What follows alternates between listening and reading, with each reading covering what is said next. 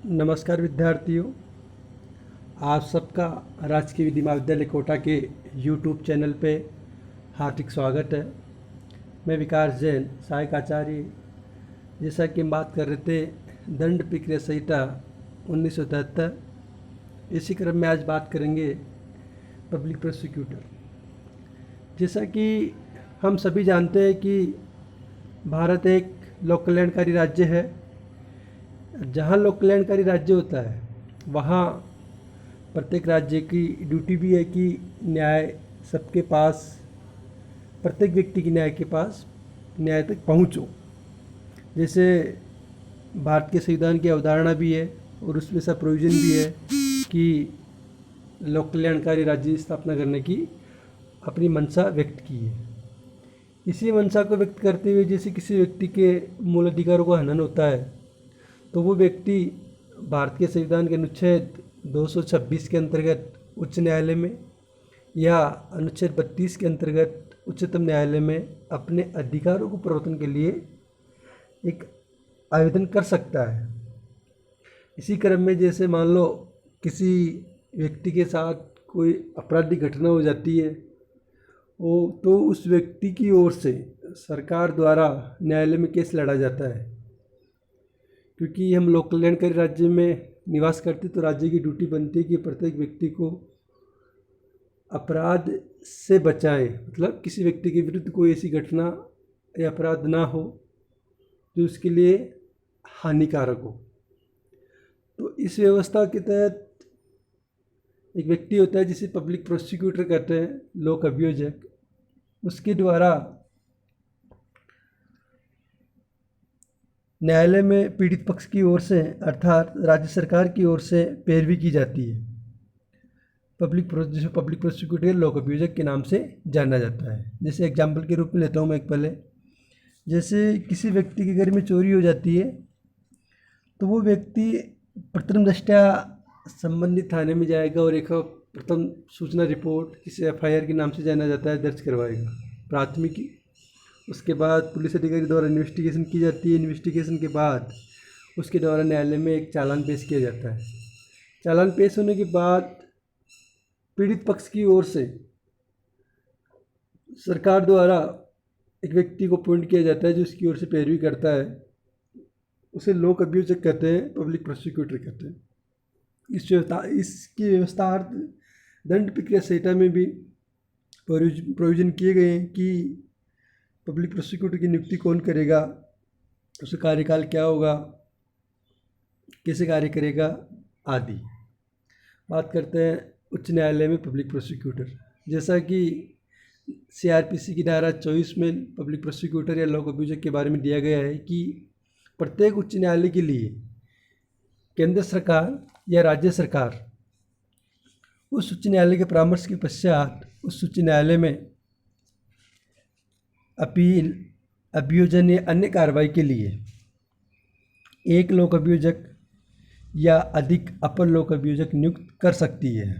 ठीक है, एक लोक अभियोजक या अधिक लोक अभियोजक।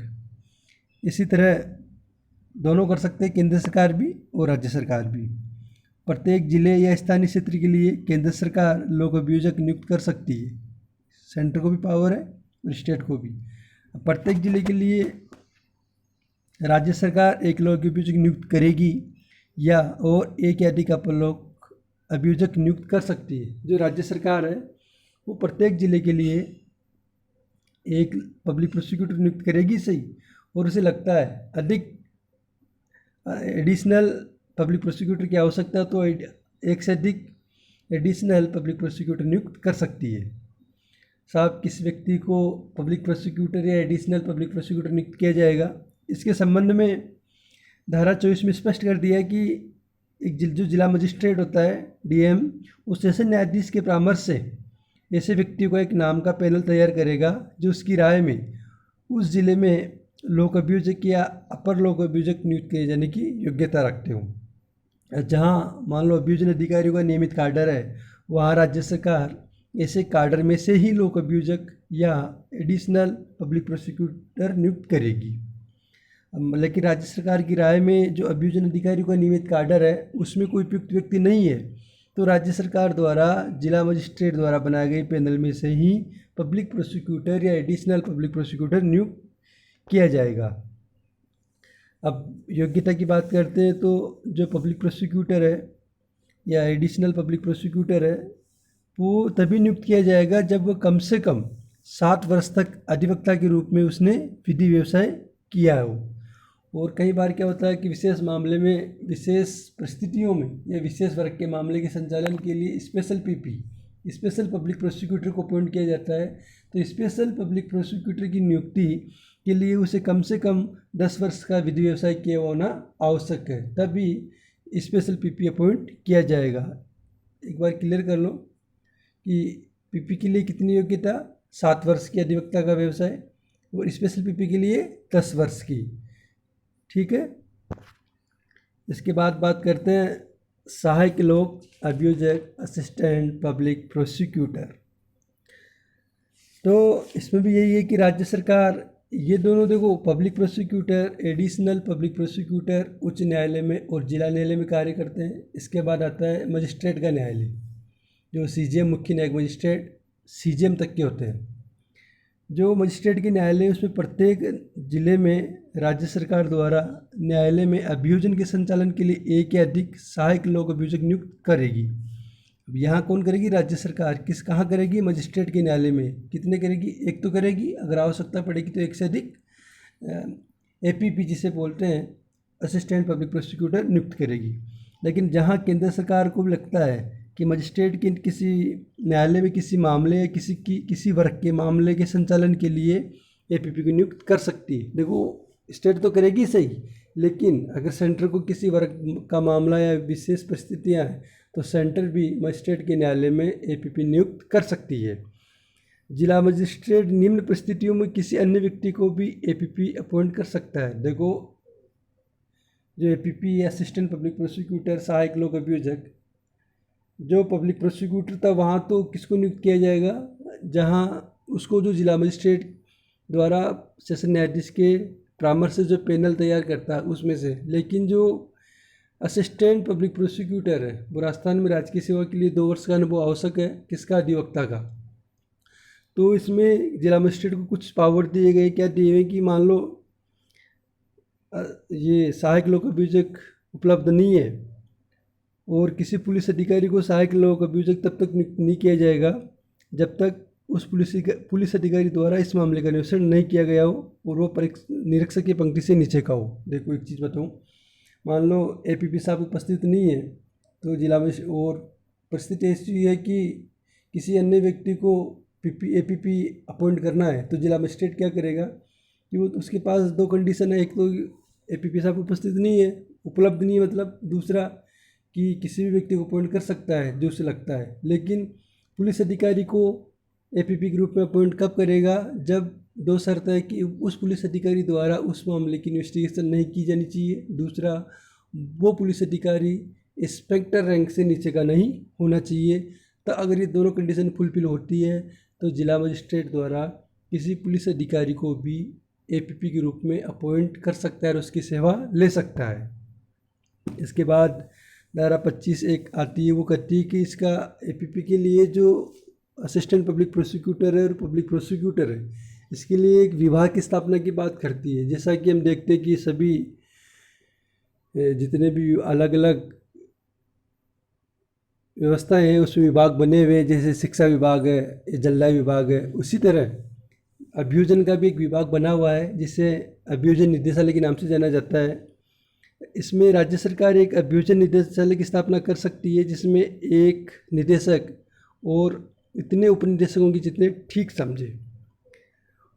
निदेशक और उपनिदेशक होने की योग्यता क्या है कि इनको कम से कम 10 वर्ष का अधिवक्ता का अनुभव होना चाहिए। ऐसी नियुक्ति उच्च न्यायालय के मुख्य न्यायमूर्ति की सहमति से की जाएगी, जो कि डायरेक्टर ऑफ प्रोसिक्यूशन है। उसी व्यक्ति को अपॉइंट किया जाएगा जो एक तो 10 वर्ष के अधिवक्ता के रूप में विधि व्यवसाय किया हो, दूसरा उच्च न्यायालय के मुख्य न्यायमूर्ति की सहमति से उसकी नियुक्ति की जाएगी। जो अभियोजन निदेशालय है ये गृह विभाग के प्रशासनिक नियंत्रण के अधीन कार्य करेगा, लेकिन जो राज्य का महाधिवक्ता है वो अभियोजन निदेशालय के नियंत्रण के अधीन कार्य नहीं करेगा। उसके बाद आता है कि एपीपी साहब काम कैसे करेंगे, पब्लिक प्रोसिक्यूटर साहब काम कैसे करेंगे। तो इसमें धारा 301 कहती है कि जो पब्लिक प्रोसिक्यूटर है या असिस्टेंट पब्लिक प्रोसिक्यूटर है, वो जिस मामले में वो इंचार्ज है, जिस मामले में पीपी साहब या एपीपी साहब, तो वह जिसमें वो मामला जांच विचारण अपील के अधीन है, तो वो लिखित प्राधिकार के बिना हाजिर हो सकता है और अभियोजन कर सकता है। देखो, एक प्राइवेट एडवोकेट जब किसी केस में उपस्थित होता है तो उसको वकालतनामा पेश करना होता है। एपीपी के लिए ऐसा आवश्यक नहीं है, पीपी के लिए ऐसा आवश्यक नहीं है। अगर वो इस केस में है संबंधित कोर्ट में, तो वो कभी भी उपस्थित हो सकता है बिना लिखित प्राधिकार के और अभियोजन कर सकता है।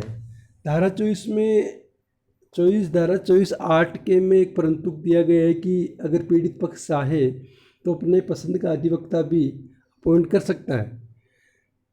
ठीक है, अगर उसके द्वारा किसी प्राइवेट अधिवक्ता को अपॉइंट किया है अपने केस में पैरवी के लिए, तो वो व्यक्ति अपनी पसंद का जो अधिवक्ता है, और जो अधिवक्ता है वो क्या करेगा, वो लोक अभियोजक या सहायक लोक अभियोजक के निर्देश के अधीन कार्य करेगा और न्यायालय की अनुमति से उस मामले में साक्ष्य की समाप्ति पर रिटर्न में अपने तर्क पेश कर सकता है, रिटर्न आर्ग्यूमेंट कर सकता है। देखो, सरकार पैरवी कर रही है पीड़ित पक्ष की ओर से, लेकिन पीड़ित पक्ष भी चाहता है कि मेरी तरफ से कोई प्राइवेट एडवोकेट उपस्थित हो, तो धारा 24(8) के परंतु में उसको अधिकार दिए गए हैं। लेकिन धारा 301 में यह भी स्पष्ट कर दिया गया है कि जो प्राइवेट अधिवक्ता पीड़ित पक्ष ने अपॉइंट किया है वो पीपी या एपीपी के निर्देशों के दिन कार्य करेगा और न्यायालय की अनुमति से एविडेंस समाप्त होने के पास रिटर्न आर्ग्यूमेंट कर सकेगा। बात करते हैं कि अभियोजन संचालन करने की अनुज्ञा। धारा 302, किसी मामले की जांच या विचारण करने वाले कोई मजिस्ट्रेट निरीक्षक की पंक्ति से नीचे के पुलिस अधिकारी से भिन्न किसी भी व्यक्ति द्वारा अभियोजन के संचालित किए जाने की अनुज्ञा दे सकता है। देखो, कौन देगा अनुज्ञा? मजिस्ट्रेट। किसको देगा? जो इनको तो अनुज्ञा लेने की जरूरत ही नहीं है। किसको? महाधिवक्ता को, सरकारी अधिवक्ता को, पीपी साहब को, एपीपी साहब को। लेकिन अगर किसी व्यक्ति को जो पुलिस अधिकारी रहा है और जिसने इन्वेस्टिगेशन नहीं किया है और निरीक्षक की पंक्ति से ऊपर का है, तो वो न्यायालय की अनुमति से अभियोजन का संचालन कर सकता है।